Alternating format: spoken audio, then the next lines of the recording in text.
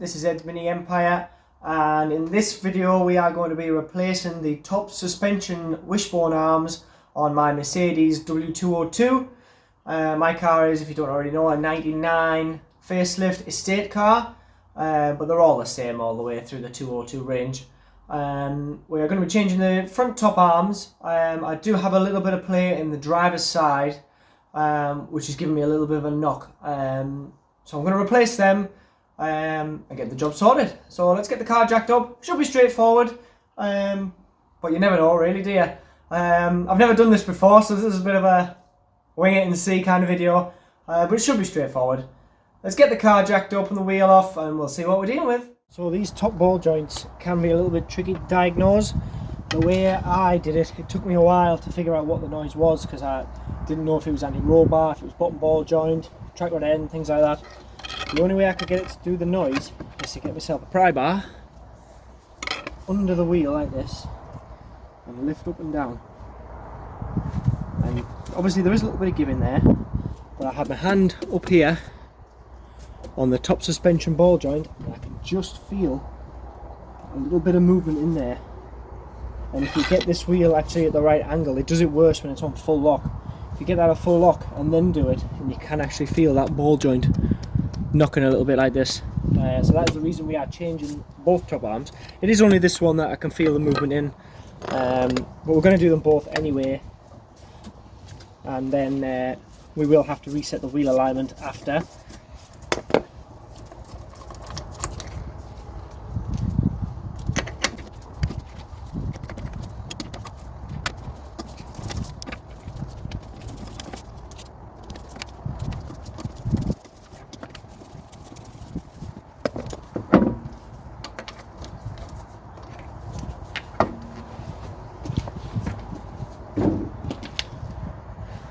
Right, so we've got the wheel off.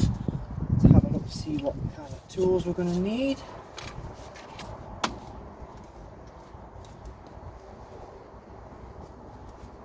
Okie dokie. Okay, so I've lubricated that bolt there, and also because this car has Xeon headlights, we have a little arm up here which bolts to the top arm for the headlight level sensor.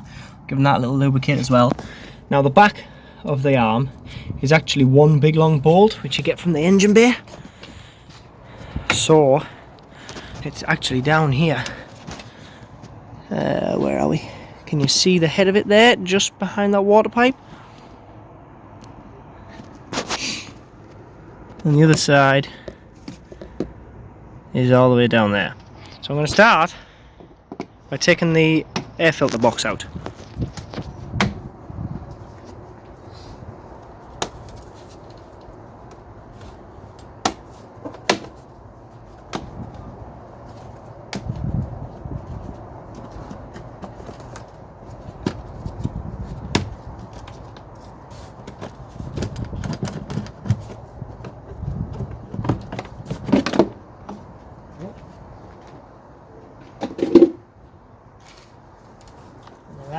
We've got brilliant access to the head of that bolt now.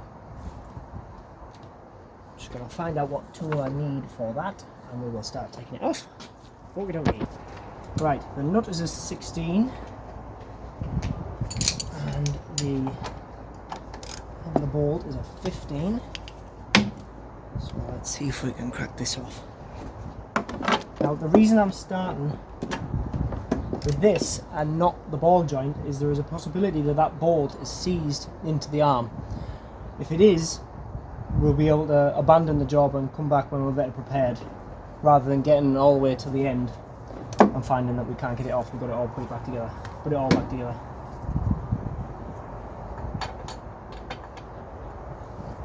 It's just enough room to get your spanner in there.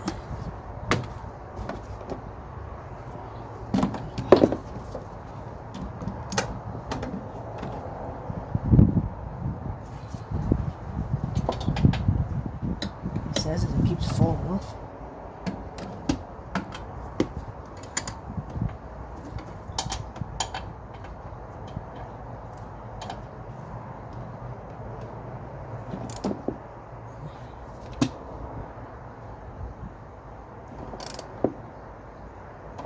Oh, it's moving.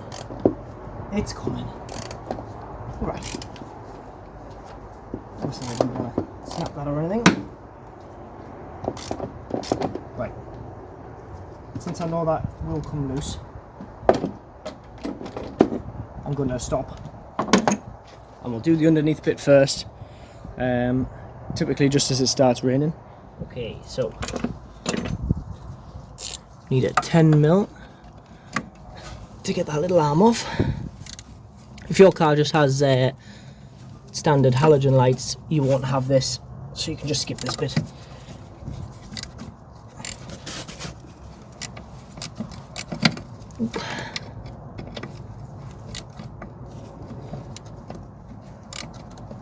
It's just enough room to get a ratchet in. There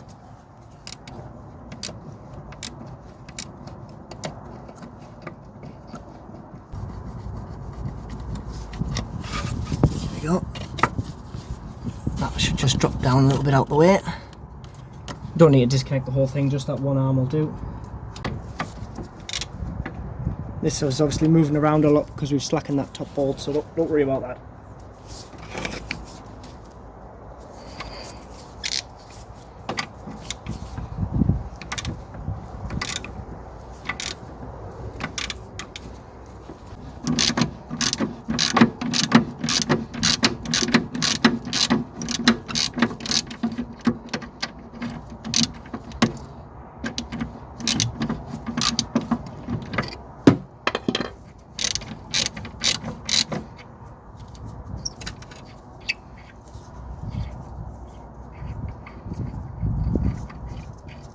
Okay, that's that off.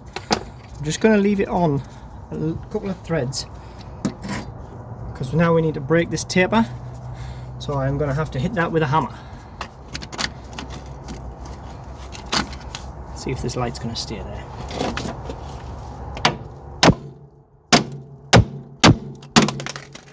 Nope. Oh, I think we got it. Yeah. So just putting the nut on is good practice. Although we're replacing this arm, if we had an issue with the new one and this one had to go back on, we wouldn't be able to do that if we'd hit them threads with a hammer by mistake. There we go. This hub should just slack forward a bit, and now the arm is ready to come off. We'll go back in the engine bay, undo that big long bolt.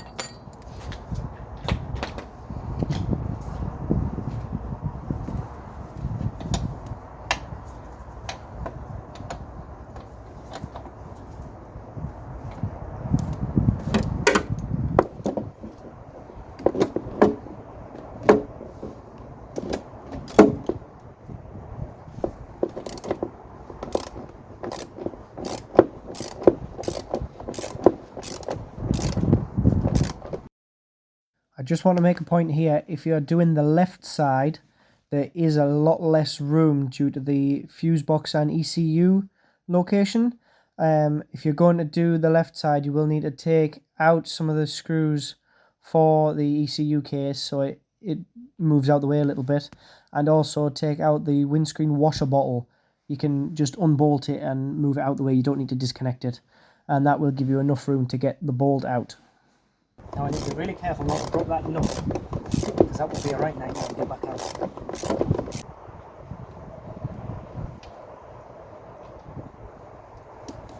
There we go.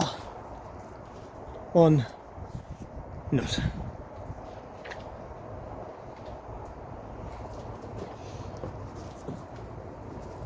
So this should now pull out.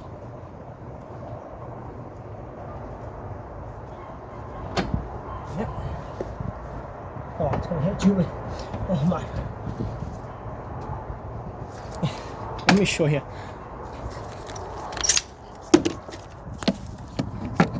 The bolt is hitting that Jubilee clip. Might have just slackened that and move it round a bit.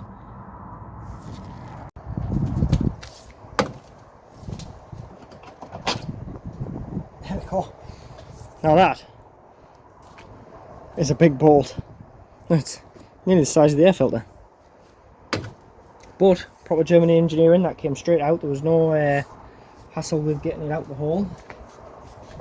If that was a VW, it would have snapped. Okay, so now we should be able to wiggle this out. There we go. One top arm. So here's the original one. We do have a bit of slack in that top ball joint. It's not horrid, it's not hanging out, but I can feel just a little bit of movement if you get it in the right position. Here's the new one. Obviously make sure that this is correct before we try fitting it. Now if we feel the ball joint in this one, that is absolutely rock solid. I can't even move it. So that just shows how worn that other one is. So let's get this chucked in. Right. So get kind of lined up to where we need to be. Something like that. And we'll go in the engine bay to put that big long bolt in. What I'm going to do before I put this bolt in is I'm just going to put a bit of grease on it. I'm going to put some red rubber grease on. And now that should just make it a bit easier for the next guy if this does decide to seize up. Hopefully it won't be a pain.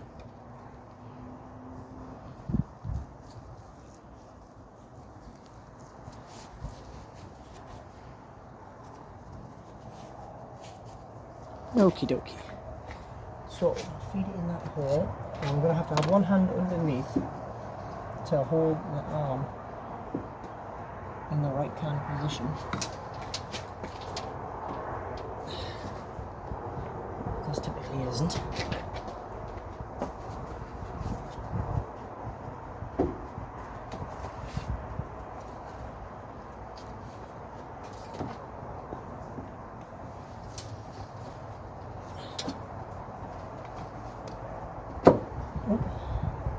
Too much.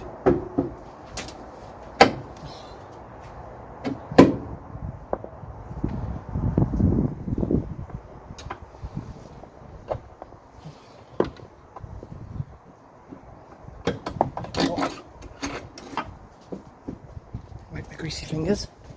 Right, so now I'm just moving the arm, the other side of the arm, so that they're lined up with the hole. There we go. Did you see that pop through just there? I don't think you can see from that angle.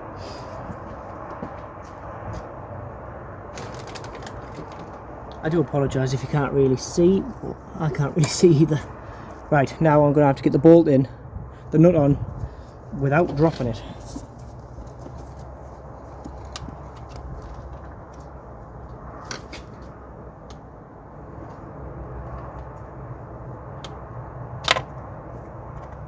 I've dropped it.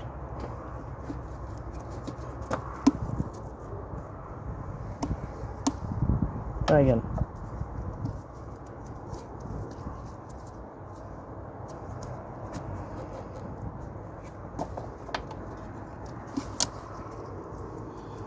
Why did they put that there?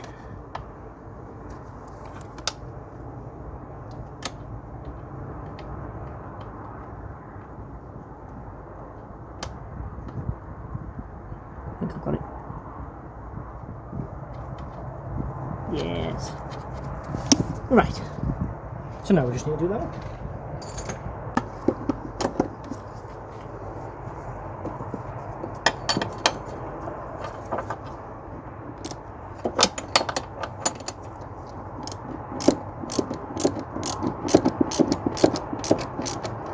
Now I'm not going to tighten this fully, I'm just going to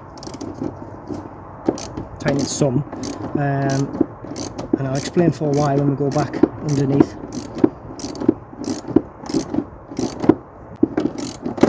Right, that's starting to get tight now, so I'm going to leave it there. Okay, so I can get the arm back in. Quite at the right angle, just need to move it a little bit. There we go. And the new nut.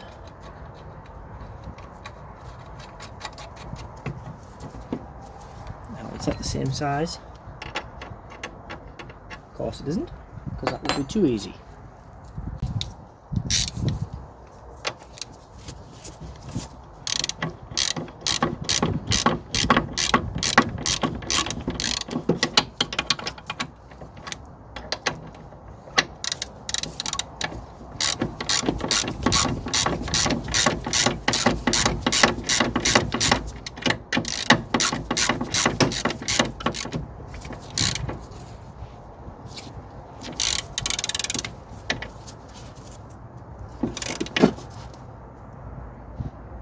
That's tight. And now we can put the arm on. This has got like a little locating peg.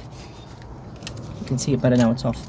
This has got like a little locating peg that needs to sit in one of the holes. If you look in the new arm, we have two holes, so one's for the threaded part and one is for the locating peg. So now we have got all that all tight and in, we are ready to tighten that top bolt up. What I'm going to do is I've just got a little scissor jack under here, which I'm going to wind up. Put it under the bottom suspension arm, and I'm just going to wind that up so that arm is about level. The reason I've done that is if the arm was down and the suspension's fully drooped, when we tighten the bolt up, that's going to hold the arm in this position. So that means when we drop the car down and the suspension goes back to its regular height, that arm is going to move and that bush is going to twist, and that will put pressure on that bush and potentially wear it out prematurely. So what will happen is if we lift the suspension up and tighten that bush up, tighten that bolt up so that bush is held in the correct place, when we tighten it up, when the car is driving along the road, there'll be no tension on this bush. So that means it'll last longer.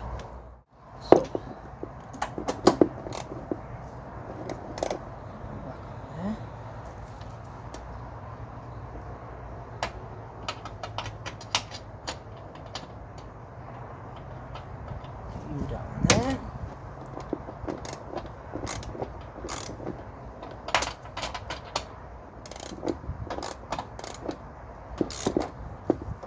And we'll tighten this up. Obviously we don't want to snap that.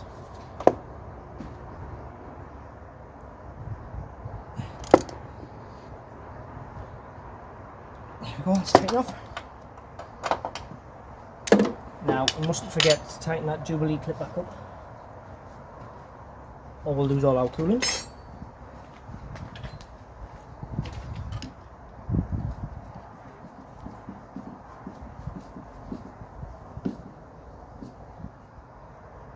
There we go.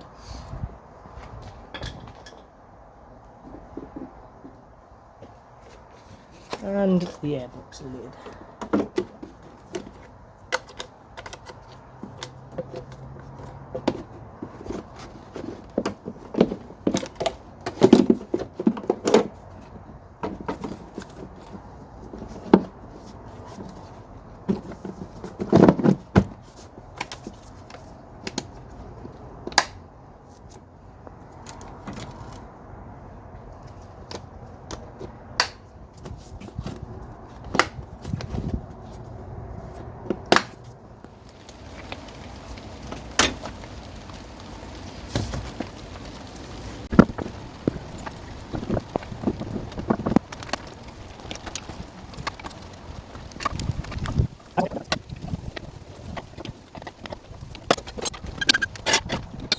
We are just as it started raining, but I've got the other side to do yet. I'm going to push on.